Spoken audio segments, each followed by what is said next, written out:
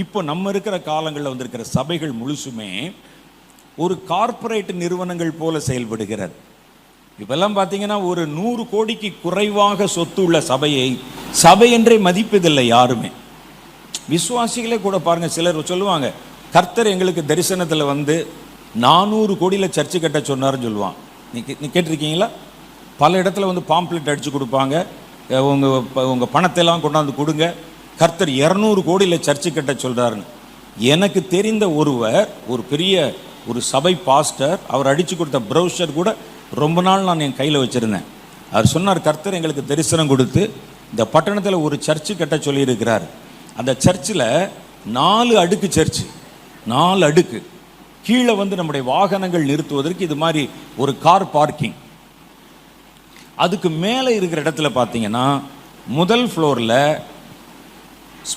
ஸ்பானா தெரியுமில்ல,